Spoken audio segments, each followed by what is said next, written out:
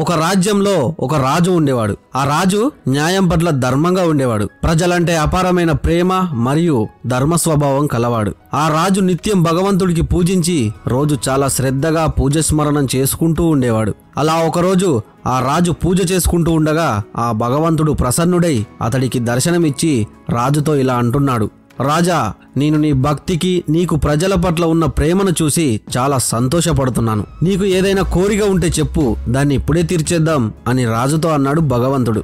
అప్పుడు ఆ రాజు, హే భగవాన్, నా దగ్గర నువ్వు ఇచ్చిన సంపదలన్నీ ఉన్నాయి. నీ కృప వల్ల నా రాజ్యంలో అన్ని సుఖ సంతోషాలు ఉన్నాయి.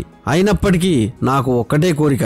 అదేంటంటే నువ్వు నాకు ఎలాగైతే కనిపించావో, ఎలాగైతే నన్ను ధన్యుని చేశావో, నా ప్రజలందరినీ కూడా నీ కృపతో ధన్యులను చేసి వారికి మీ దర్శనాన్ని ఇవ్వండి అని భగవంతుడితో అన్నాడు రాజు. అప్పుడు ఆ భగవంతుడు రాజు కోరిక విని, ఇది సంభవం కాదు, అసంభవం, ఎందుకంటే అందరికి నేను కనబడను అని ఏదో ఒకటి చెప్పబోయాడు భగవంతుడు.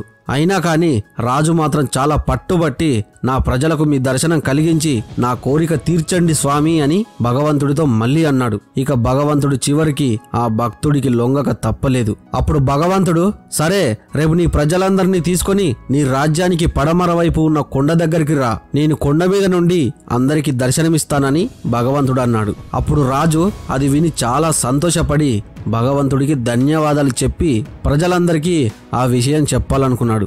మరుసటి రోజు నాతో పాటు అందరూ కొండ దగ్గరికి రావాలి, ఎందుకంటే అక్కడ మీకు దేవుడు దర్శనమిస్తాడు. ఆ దేవుణ్ణి కనులారా చూసే అవకాశం రేపు మీ అందరికి దక్కబోతుంది అని రాజ్యంలో హోరాహోరిన దండోర వేయించాడు రాజు. రెండవ రోజు ఆ చాటింపు విన్న ప్రజలందరూ రాజుగారి కోటకు చేరుకున్నారు. అందరూ రాగానే తన కుటుంబంతో సహా తన ప్రజలందరినీ తీసుకుని కొండవైపు నడవడం ప్రారంభించాడు రాజు. వెనకాల ప్రజలు, ముందు రాజు దేవుడి దర్శనం కోసం చాలా ఆతృతగా కొండ దగ్గరికి వెళ్తున్నారు. అలా నడవగా దారి పక్కన పొదల్లో నుండి ఒక పెద్ద రాగి నాణాల కొండ కనిపించింది. అది చూసిన ప్రజలు కొంతమంది అటువైపు పరిగెత్తడం మొదలుపెట్టారు. అది చూసిన రాజు వారందరికీ నచ్చచెప్పి, అటువైపు ఎవరు వెళ్ళొద్దు, అటువైపు దృష్టి కూడా పెట్టవద్దు, ఎందుకంటే మీరందరూ భగవంతుడిని కలవడానికి వెళ్తున్నారు. ఈ రాగి నాణాల వెనుకపడి మీ అదృష్టాన్ని పోగొట్టుకోకండి అని ప్రజలతో అన్నాడు రాజు.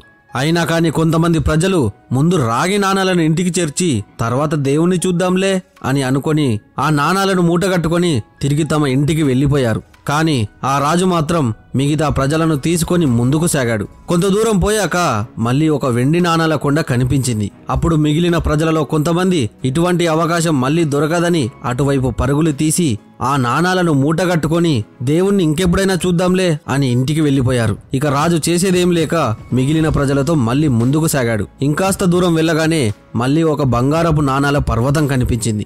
అది చూడగానే మిగిలిన ప్రజలందరూ బంగారు నాణాలను చూసి రాజు బంధువులతో సహా అటువైపే పరుగెత్తడం మొదలు పెట్టారు. వాళ్ళు కూడా ఇతరులలాగే ఆ నాణాలను మూటగట్టుకొని దేవుణ్ణి ఇంకెప్పుడైనా చూద్దాంలే అని సంతోషంగా తిరిగి వెళ్లిపోయారు. అందరూ వెళ్ళగా ఇక మిగిలింది కేవలం రాజు మరియు రాణి మాత్రమే. అప్పుడు రాజు, చూడు, ఈ ప్రజలు ఎంత ఆశబోతులో, ఆ దేవుడి దర్శనం లభించడం అంటే ఎంత గొప్ప విషయమో వారికి తెలియడం లేదు. ఈ సృష్టిలో ధనాన్ని పుట్టించింది ఆ దేవుడే. అలాంటి దేవుడి దర్శనాన్ని లెక్క చేయకుండా దేవుడు పుట్టించిన నాణాల వెనుక పరిగెడుతున్నారు.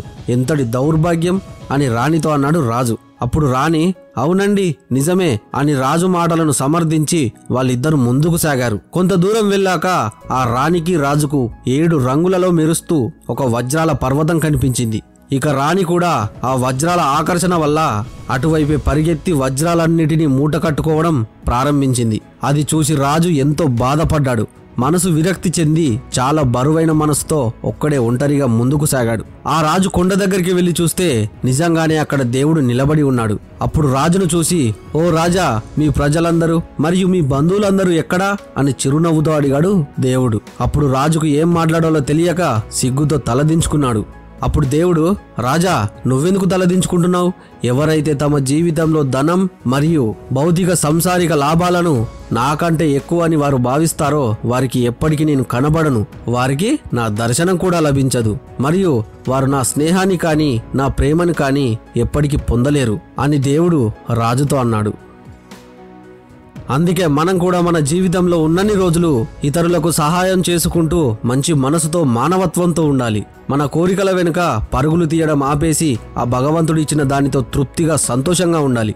అప్పుడే మనకు ఆ దేవుడి ఆశీర్వాదాలు ఎల్లవేళలా ఉంటాయి. ఎందుకంటే మనకు కోరికలు శాశ్వతం కాదు, ఆ దేవుడైన పరమాత్ముడొక్కడే శాశ్వతం.